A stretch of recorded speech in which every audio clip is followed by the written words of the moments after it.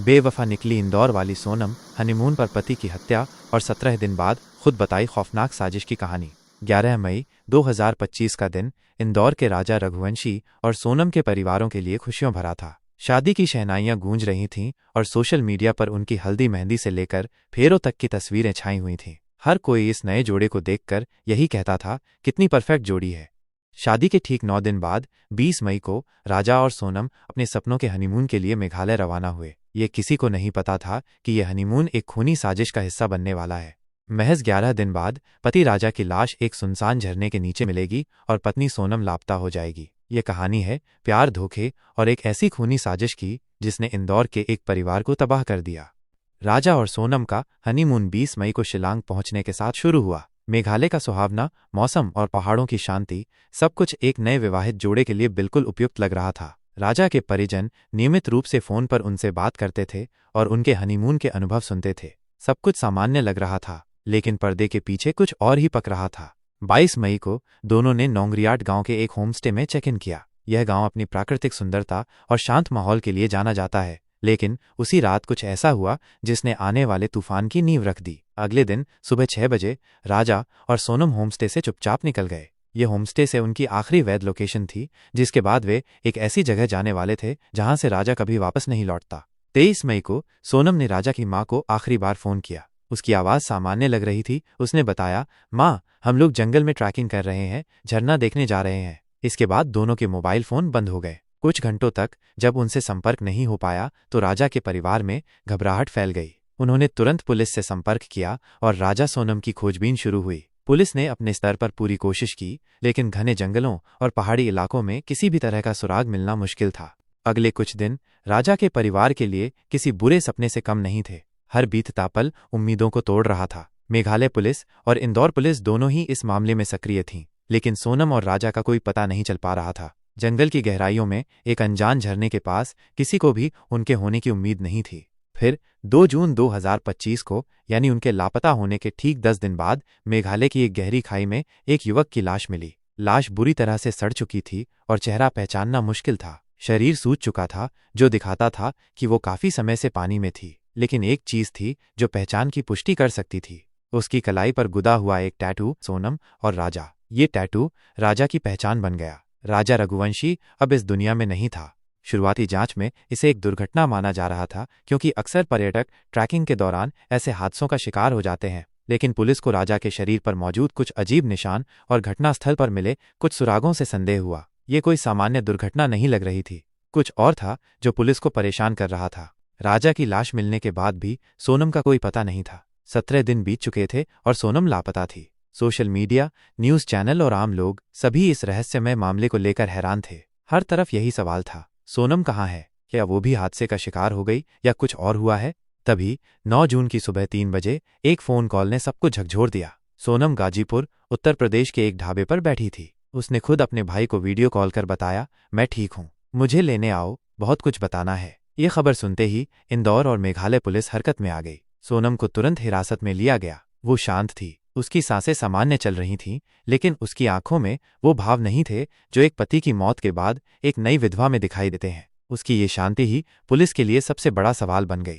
Police की पूछताछ शुरू हुई। सोनम को देखकर लग रहा था कि उसने पहले से ही अपनी कहानी तैयार कर रखी थी, लेकिन पुलिस ने धैर्य और सूझबूझ से काम लिया। जैसे जैसे पूछताछ बढ़ती गई, कहानी एक प्रेम कांड और हत्या की साजिश में बदल गई। सोनम अब तक जिस झूठ की चादर में लिपटी हुई थी, वह धीरे धीरे हटने लगी। सोनम ने कबूल किया कि उसका राज कुशवाहा नाम के एक युवक से अफेयर था, जो इंदौर में एक फैक्ट्री में काम करता था। शादी के पहले से ही दोनों एक दूसरे से मिलते थे। उनका प्यार इतना गहरा था कि वे शादी भी करना चाहते थे, लेकिन परिवार के दबाव में सोनम की शादी राजा से कर दी गई। ये शादी उसकी मर्जी के खिलाफ थी और शायद यहीं से इस खूनी साजिश की नींव पड़ी। सोनम ने बताया कि शादी के एक हफ्ते के भीतर ही उसने राज और उसके 3 साथियों के साथ मिलकर एक खौफनाक योजना बनाई। राजा को मार दो, मैं वापस लौट आऊंगी और फिर हम साथ रहेंगे। ये बयान सुनकर पुलिस भी दंग रह गई। एक नई नवेली दुल्हन जिसने अभी अभी शादी की थी, अपने पति की हत्या की साजिश रच रही थी। ये सुनकर हर कोई हिल गया था। सोनम ने आगे बताया कि 22 मई की रात को उसने और राजा ने नोंगरियाट से आगे जंगल में ट्रैकिंग का प्लान बनाया था। ये प्लान राजा को फंसाने के लिए बनाया गया था। 23 मई की सुबह जब दोनों एक झरने की ओर जा रहे थे, तभी रास्ते में राज और उसके साथी वहां पहुंच गए। ये जगह पहले से तय की गई थी। राज और उसके 3 साथियों ने मिलकर राजा को पकड़ा। उन्होंने बेरहमी से राजा के हाथ पैर बांधे और उसे गहरे झरने की तरफ धकेल दिया। पुलिस को घटनास्थल पर एक लाल स्कूटी मिली जो राज की थी। इसके अलावा टूटे मोबाइल फोन, एक रेनकोट पर खून के धब्बे और कुछ पैरों के निशान भी मिले। हत्या को पूरी तरह से एक दुर्घटना दिखाने की कोशिश की गई थी, लेकिन पुलिस की बारीकी से की गई जांच ने सब कुछ उजागर कर दिया। एफएसएल रिपोर्ट और फॉरेंसिक जांच ने इस बात की पुष्टि कर दी कि राजा की मौत कोई दुर्घटना नहीं बल्कि एक सुनियोजित हत्या थी। सोनम 17 दिन तक कहाँ थी?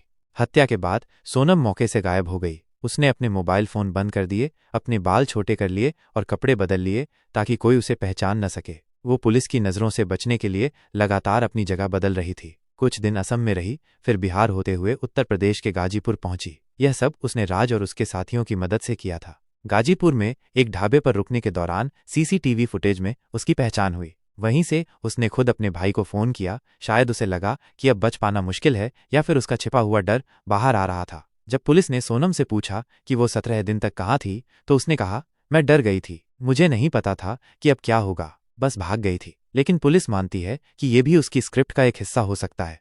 उसे शायद ये उम्मीद थी कि समय बीतने के साथ मामला ठंडा पड़ जाएगा और वो बच निकलेगी। मामला अब अदालत के दरवाजे पर।